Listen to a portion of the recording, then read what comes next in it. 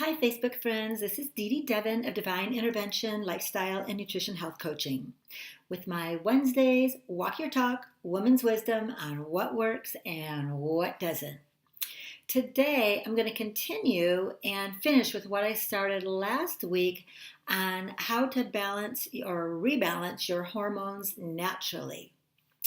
If you're a woman of a certain age, wink, wink, and are experiencing hair loss, memory loss, mood swings, and weight gain, just to name a few of the symptoms of menopause, then stay tuned and I will try to keep this brief. There are actually 8 steps that I'm sharing, and I already previously shared the first 4 steps last week. So if you missed them, I'm going to post that link to this video below in the comments section so you can review it there. A quick recap of the first 4 steps are briefly, however, step 1 is what gets measured gets managed. So you'll want to note your symptoms to assess your overall starting point. Step 2 is to know your color. And this is where we identify your pH level, and what we are aiming for is for it to be in the range between 7 and 8 alkaline consistently. Step 3 is to understand your why and begin to get curious about what lifestyle factors might also be influencing your pH levels, as it includes more than just what you eat. Step 4 is to deepen your gratitude. This will naturally boost your oxytocin levels, which will then help to rewire your brain for increased positivity. So, not to drag this out, if you missed the first 4 steps, check in the comments below this video, and I'll post a link there and where I elaborate a bit more on those. So, moving on. Step 5 is to enhance your happiness. How much fun are you having on a daily basis, or are you just counting down the days until Friday? Increasing our sense of play in everyday life, even in the smallest of ways, has a significant positive impact on your overall health and well-being because it releases oxytocin, and that is one of our body's master hormones. And similar to step 4, where you're increasing your positivity, will lead to a generalized rebalancing of other key hormones. In addition, you may want to optimize your meal times. Now that you've eliminated snacking between meals and begun spacing your dinner and breakfast times to restore your insulin sensitivity, as explained further in the previous video, you'll want to begin to master the discipline of maintaining a 13.5 to 15-hour window between your last and your first meal of the day, at least 3 days a week. So that means if you eat dinner at 7, you should hold off eating breakfast until 8 or 9 a.m.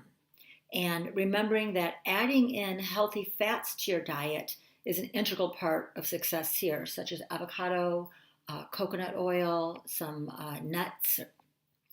Step 6 is to rebalance while you sleep. Sleep is an essential part of hormone rebalancing process, as it provides an opportunity for repairing various reserves within the body, and focusing on high quality sleep is critical. And you can do this easily by implementing what I call a power down hour. So if you haven't done this, I double dog dare you to give it a try. This sacred ritual, and I consider it a sacred ritual, happens 1 hour before bed and focuses on removing all obstacles to deeply restorative sleep, such as TV, computer, phone. You know what I'm talking about.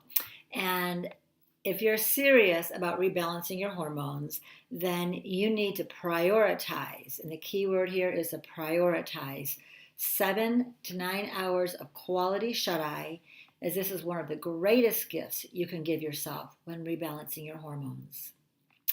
And you'll also want to assess where you stand relative to regular bowel movements, exercise, hydration, don't leave home without it, pH levels, healthy fat consumption, stress reduction, and increased alkaline food intake. And this will help you see what needs improving and how these lifestyle steps will help improve not only your hormones, but your overall health. And I'm going to include a handy guide for you to track this as well in the comments below. Step 7 is a thriving check-in. Again, what gets measured gets managed.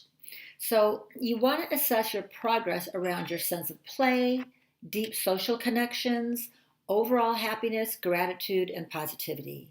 And as you keep track of your overall symptoms, as you follow these guidelines, you'll start to notice significant improvements, and that's what keeps the momentum going when you can celebrate your achievements. And finally, step 8 is to fine-tune and add support. After you've done your due diligence pertaining to what's within your control, because 98% of all diseases are within our control. And another amazing statistic that I just learned today is that the 4th leading cause of death is taking prescription drugs as prescribed by your physician. Wow. Most doctors specialize in diseases, not health. So they most often prescribe a drug for your symptoms, not lifestyle changes to correct the problem. So, but with that said, as long as you've done everything that's within your control, now would be a great time to bring in additional support as needed, whether that be in the form of a bioidentical hormone cream, supplement, or a practitioner referral. So that's it. Please feel free to tag a friend or share this video with anyone you feel could benefit from this information. And please leave me a message and let me know what you found most useful in this session and what action steps you're planning on taking and what you'd like to learn more about, as I'll be back next week and every Wednesday with Walk Your Talk so I can help you go from being a goal setter to a goal getter. And if you personally would like more support and accountability to continue to optimize and sustain your new healthy lifestyle, please feel free to reach out to me. That's my job, and I'd be honored. Namaste.